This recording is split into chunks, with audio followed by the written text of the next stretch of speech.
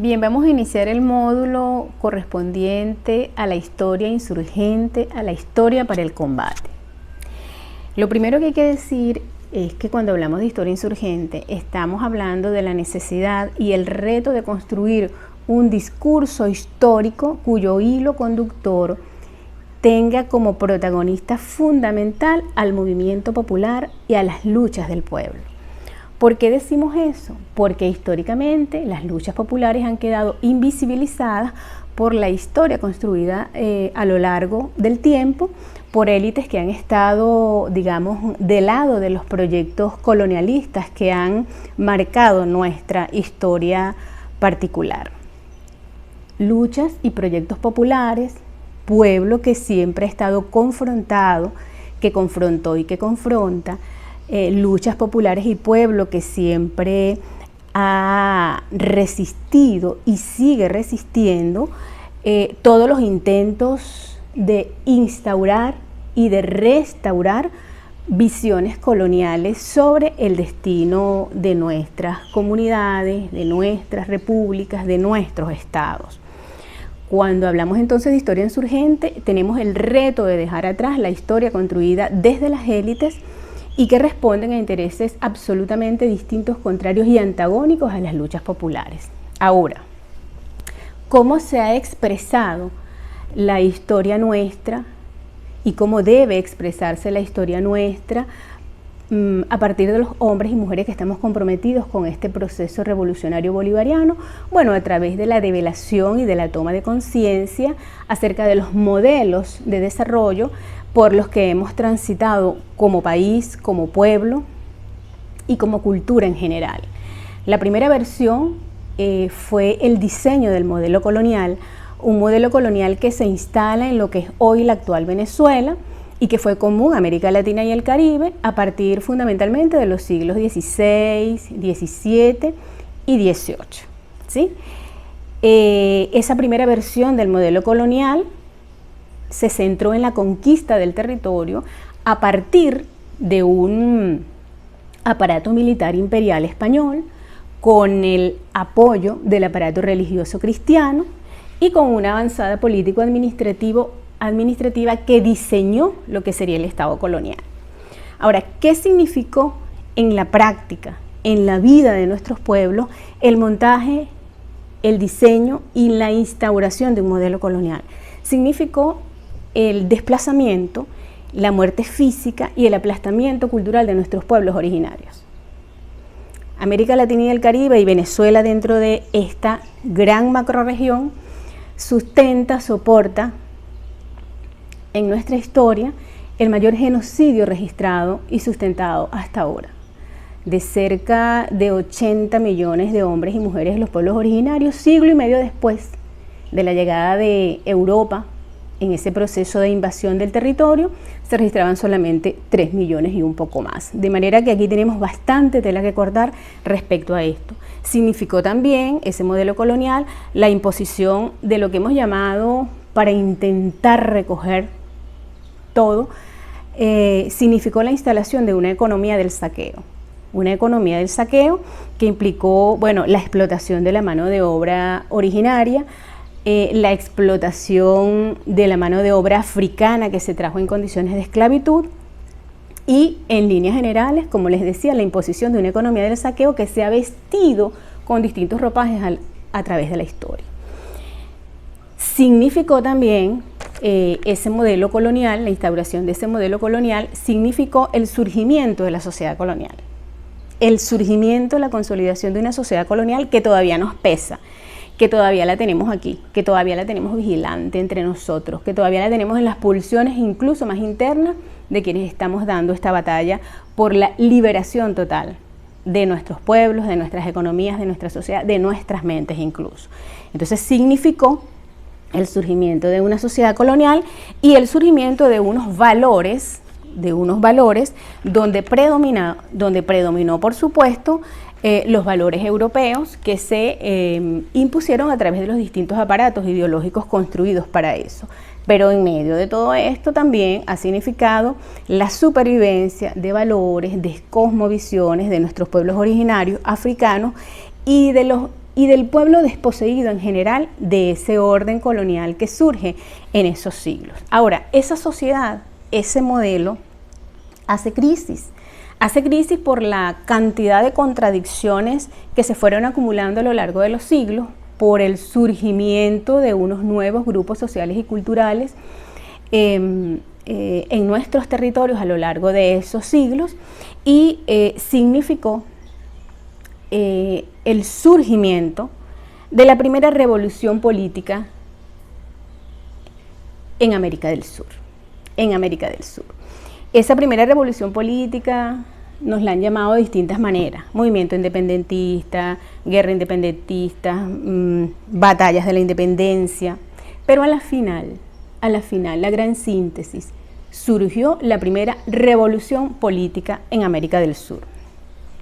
Esa revolución independentista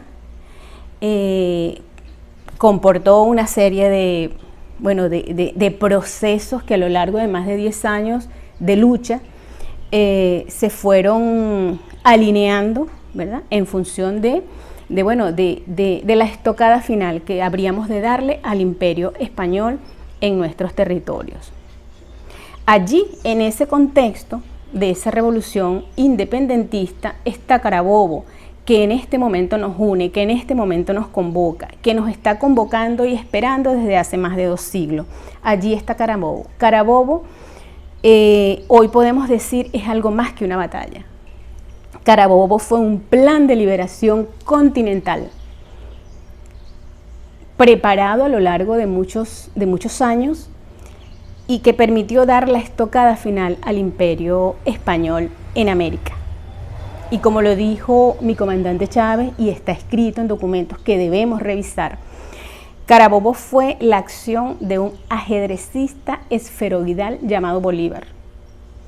Así lo calificó el comandante. Ahora, ¿el modelo colonial terminó, se acabó, se extinguió con la derrota política del imperio español en nuestros territorios?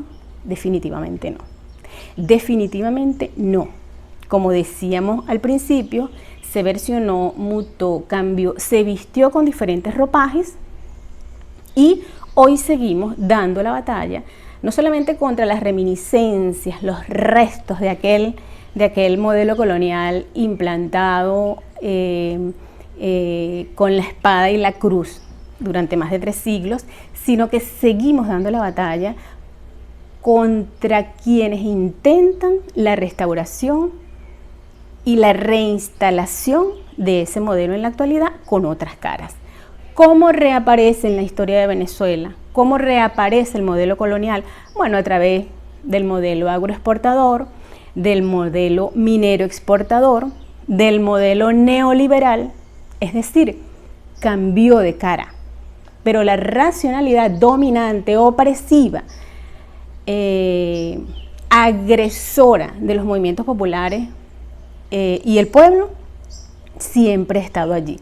El modelo agroexportador, que se instaló después de la traición de los ideales bolivarianos en el siglo XIX, y que consistió en que nuestra república se convirtiera en una especie de gran despensa de materias primas a la orden de los imperios de turno, a la orden de Europa en algún momento, y la diversidad de estados que mantenían su visión colonial sobre estos territorios. ¿Qué significó la instauración de un modelo minero exportador? Bueno, significó en el siglo XX que nuestra república dejara de ser una despensa agropecuaria y comenzó a ser una república suplidora de petróleo, fundamentalmente para los procesos de guerra, para los procesos bélicos que a lo largo del siglo XX produjeron reacomodos en lo que ha sido la repartición del mundo. En Venezuela, la instauración de un modelo minero exportador no solamente significó, desde el punto de vista económico, el diseño de una industria petrolera a imagen y semejanza y de acuerdo a las necesidades de los Estados Unidos, no solamente significó un proceso de su gestión tecnológica, porque se diseñó nuestra industria petrolera para estar siempre bajo la tutoría de los Estados Unidos, pero significó también el surgimiento de una cultura del petróleo, algo que Rodolfo Quintero, un antropólogo brillante de nuestro país, llamó el surgimiento de la cultura del petróleo. Alrededor de los pozos petroleros, alrededor de los campos petroleros, se instalaron unidades de trabajadores a los que no solamente se les enseñaba a producir de una manera, sino también a consumir de otra manera. Crearon unas cosas tremendamente inteligentes de parte de ellos, que fue unas figuras llamadas comisariatos, donde comenzaron a llegar los productos de consumo que desde los Estados Unidos comenzaron a modelar los patrones de consumo de nuestro pueblo y en consecuencia los patrones culturales. Comenzaron a llegar a esos espacios las ropas, los whiskies, las bebidas, los licores, la manera en cómo se conmemoraban nuestras fechas. Comenzaron a llegar los Santa Claus, los arbolitos de Navidad, las lucecitas, y todo eso comenzó configurando una nueva manera de comportarnos frente al hecho cultural y de alimentar y de generar el hecho cultural. Y quienes no accedían a ese estilo de vida comenzaron a sentir la frustración de no poder acceder a esos niveles de consumo. Bueno, todo eso ha significado la instauración de estos modelos de desarrollo a lo largo del tiempo, ¿sí? Ahora, eso por supuesto configuró un estado rentista, un estado que vivía solamente de la renta, es decir, un estado improductivo, y se intentaron distintas, se hicieron simulaciones para intentar salir de eso.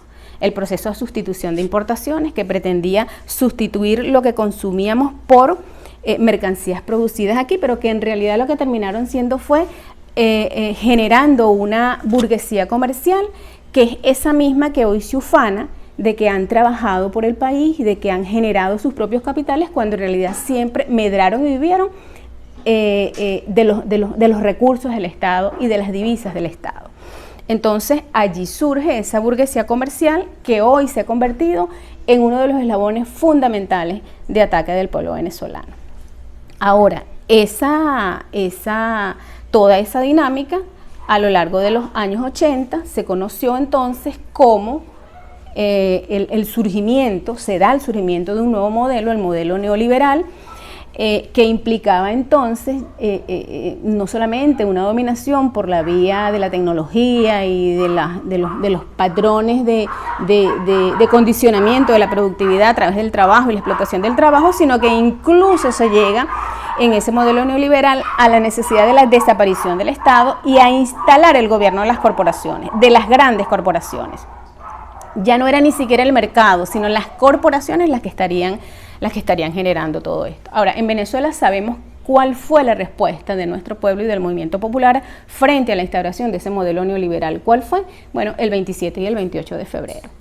Lo que se ha conocido como el Caracazo y todo ese proceso que se dio, no solamente en Caracas, porque eso es un error también llamarlo así, porque realmente no fue un evento solamente de Caracas, sino que fue una gran reacción del movimiento popular en todo el país. Es decir, allí se da un quiebre del modelo colonial que se había venido gestando a lo largo del tiempo y que hace surgir y entrar en escena lo que es el modelo socialista, que es el tiempo, entramos en el tiempo de la Revolución Bolivariana.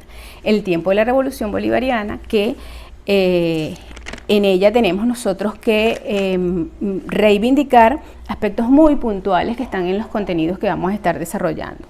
Revolución Bolivariana que se inicia con un proyecto de profundización de la verdadera democracia nacional y popular.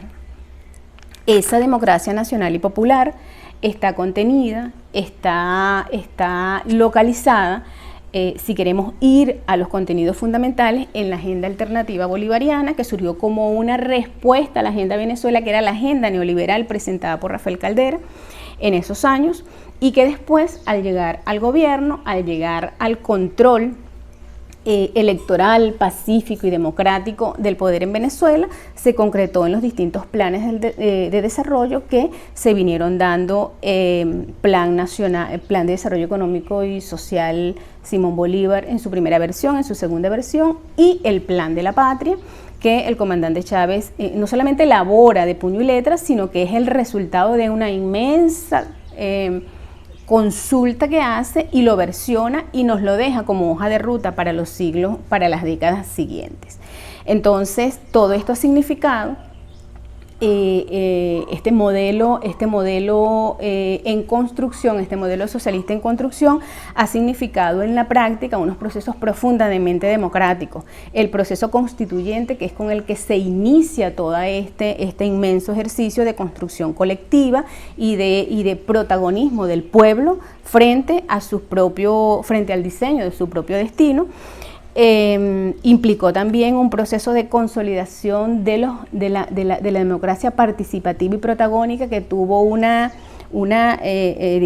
inmensa recreación y activación entre los años 2003 y 2007, y que ha significado también la construcción de una nueva hegemonía sobre la base de la organización de las grandes mayorías, pero una organización consciente. Todo guiados por un principio antiimperialista, anticolonial, antioligárquico, zamorano y profundamente bolivariano.